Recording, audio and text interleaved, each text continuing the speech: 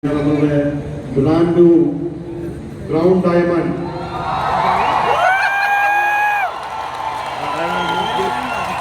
The one and only Mr. Umeed Mohammed.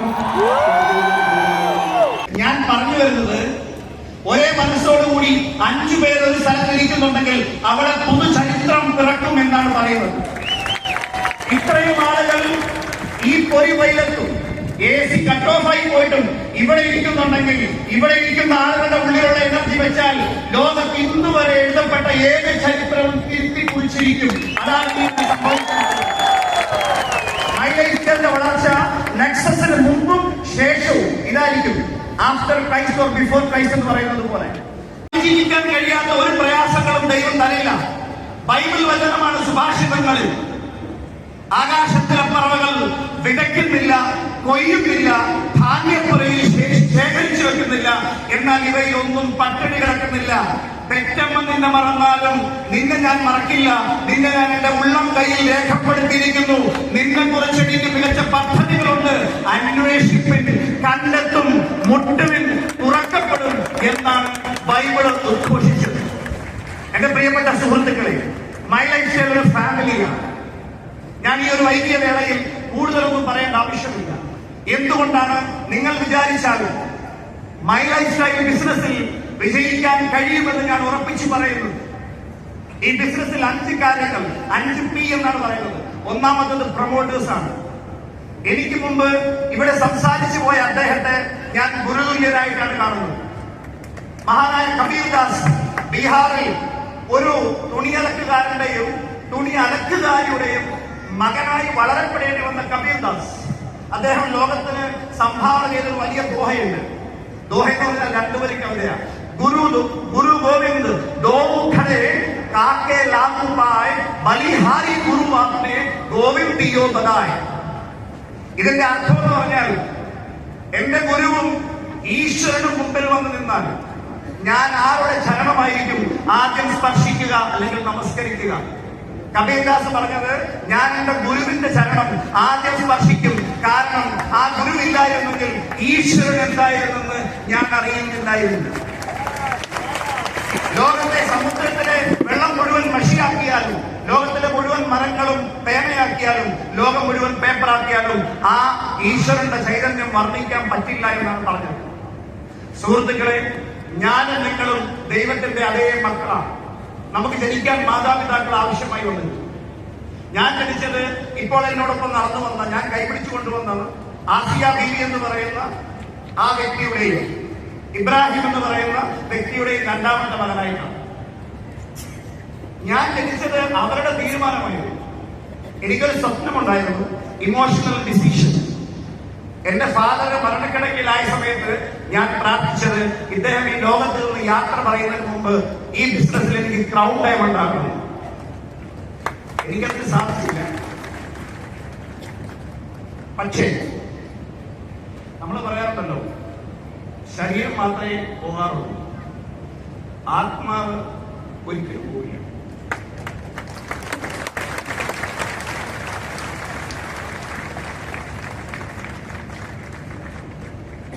ആത്മാവ് പോയില്ല എന്ന് പറഞ്ഞ വിശ്വാസമുണ്ടോ? എത്ര പേർക്ക് വിശ്വാസമുണ്ട്? പല ആളുകളും ചിലപ്പോൾ വിചാരിക്കും, എനിക്ക് അച്ഛനില്ല, അമ്മയില്ല, എനിക്ക് വിജയിക്കണമെന്നുണ്ട്, അവർക്ക് വേണ്ടി ഒന്നും ചെയ്യാൻ സാധിച്ചില്ല. നമ്മുടെ അച്ഛനും അമ്മയോടും ആരെങ്കിലും പ്രൈവറ്റ് ആയിട്ട് ചോദിക്കുക, നിങ്ങളുടെ ഏറ്റവും വലിയ ആഗ്രഹം എന്താണെന്ന് ചോദിച്ചാൽ അവർ പറയുക, ഞങ്ങളുടെ മക്കളെ സന്തോഷത്തോടു കൂടി ജീവിക്കുന്നത് കാണും.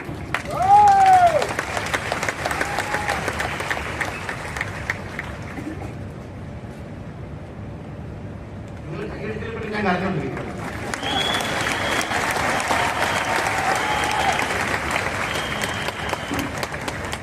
ഞാനിന്ന് ഈ സ്റ്റേജിലേക്ക് വരുമ്പോൾ എന്റെ അമ്മ ഇവിടെ കൊണ്ടുവന്നു. എന്റെ ഒരു സ്വപ്നം,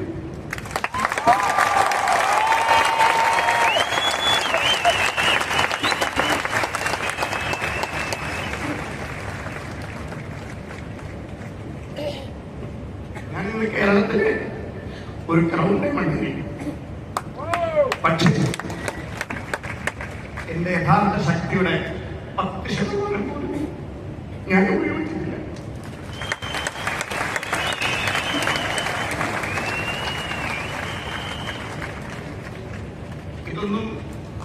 പറയണമെന്ന് വിചാരിച്ചു കയറിയതല്ല.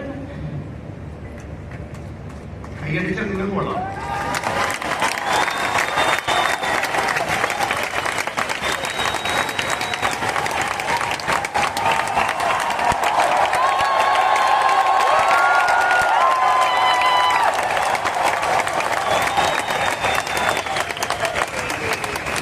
മനസ്സുള്ളവരെയാണ് മനുഷ്യരെന്ന് വിളിക്കുന്നത്.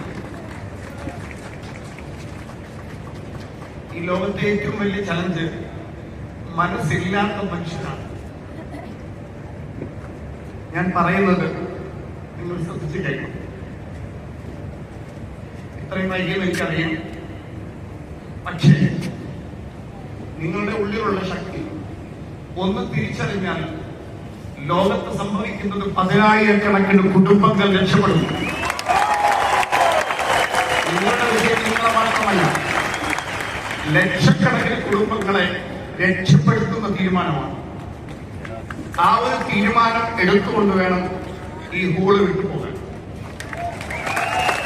ഈ ലോകത്തെ ഒന്ന് യാത്ര പറയുന്നതിന് മുമ്പ് ഈ ലോകത്തൊരു കാലടയാളമെങ്കിലും ബാക്കി വെച്ചിട്ട് വേണം പോകാൻ.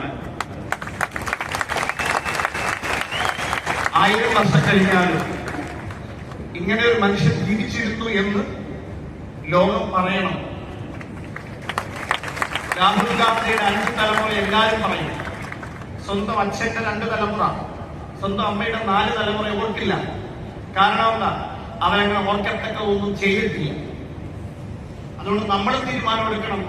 നാളെ നമ്മൾ ഈ ലോകത്ത് നിന്ന് യാത്ര പറയുമ്പോൾ, നമ്മൾ വന്നപ്പോൾ എല്ലാവരും ചിരിച്ചുകൊണ്ട് നമ്മൾ സ്വീകരിച്ചെങ്കിൽ, നമ്മൾ യാത്ര പറയുമ്പോൾ നമ്മളെ കരഞ്ഞുകൊണ്ട് ലോകം യാത്ര അയക്കണം. നമ്മൾ ചിരിച്ചുകൊണ്ട് പോകണം.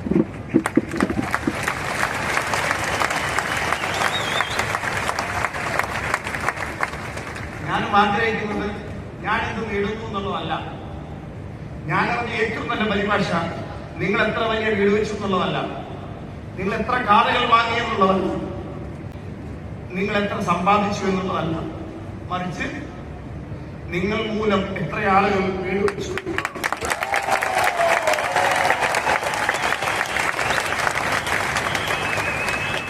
നിങ്ങൾ വഴി എത്ര ആളുകൾ രക്ഷപ്പെട്ടു എന്നുള്ളതാണ്. ദൈവം എന്നെയും നിങ്ങളെ തെരഞ്ഞെടുത്തതാണ്.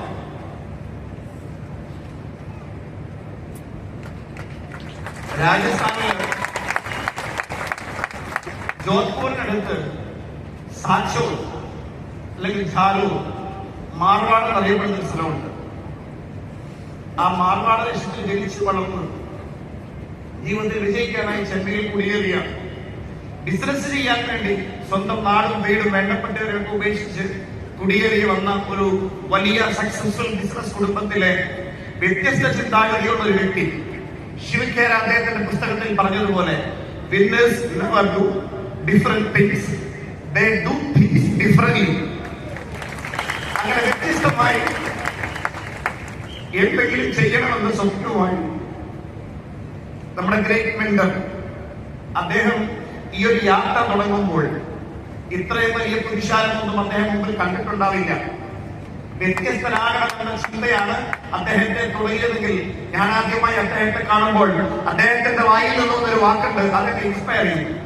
ഇന്ത്യയിലെ കഴിവുള്ളവരെല്ലാം വിദേശ രാജ്യങ്ങളിൽ കുടിയേറി സ്വന്തം നാടും വീടും വിട്ട് ലക്ഷങ്ങൾ സമ്പാദിക്കുന്നതിനായി പോയ ആളുകളൊക്കെ മൈ ലൈഫ് സ്റ്റൈൽ ബിസിനസ് ചെയ്യുന്നതിന് വേണ്ടി നാട്ടിലേക്ക് തിരിച്ചു വരുന്ന സമയം അതിവിദൂരത്തല്ല. നിങ്ങളുടെ അയൽവാസി, നിങ്ങളുടെ സുഹൃത്ത്, നിങ്ങളുടെ പരിചയക്കാരൻ ഈ ബിസിനസ്സിലൂടെ ആഴ്ചയിൽ 2,10,000 വാങ്ങി അവനവന്റെ കടങ്ങളൊക്കെ തീർത്ത്, അവനവന്റെ പ്രശ്നങ്ങളൊക്കെ തീർത്ത്, ബഹുമാനപ്പെട്ട മോഹനൻ സാർ പറഞ്ഞതുപോലെ brand new blue diamond executive ഒരു ശക്തമായ കയ്യടി അദ്ദേഹത്തിന് കൊടുക്കുക. നമ്മുടെ അതിഥിയായി ഇവിടെ എത്തിയ രാജേഷ് യാദവ് ഒരു നിറഞ്ഞ കയ്യടി കൊടുക്കുക. അദ്ദേഹം എന്ത് ഓർത്തിരിക്കണം? കാരണം അതിഥികളെ ബഹുമാനിക്കുന്ന സ്ഥലമാണ് അദ്ദേഹം ഓർത്തിരിക്കുന്നത്.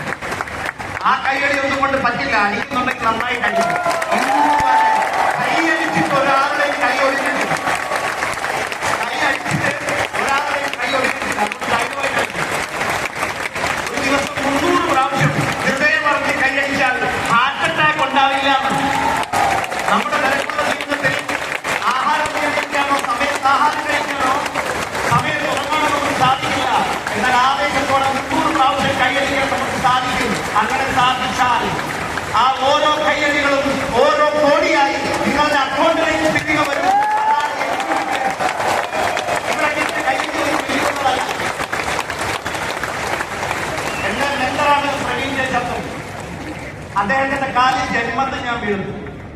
ഈ ജന്മത്തിൽ ഞാൻ വീണില്ല, അതിന്റെ ആവശ്യമില്ലല്ലോ. മനസ്സുകൊണ്ട് ഒരാളെ അംഗീകരിച്ചാൽ അദ്ദേഹത്തിന്റെ പാദത്തിലല്ല, അദ്ദേഹത്തിന്റെ ഹൃദയത്തിലാണ് നമുക്ക് സ്ഥാനം വേണ്ടത്. നമ്മളുടെ ഹൃദയത്തിലാണ് അദ്ദേഹത്തിന് സ്ഥാനം വേണ്ടത്. തമിഴ്നാട്ടിലെ മക്കൾ വന്നിരുന്ന അവർ ഏതാവത് ചൊല്ലി വെച്ചിരുന്ന ഇടയത്തിലെ ഇരിക്ക വേണോ, ഇടയത്തിലെ ഇരിക്ക വേണം.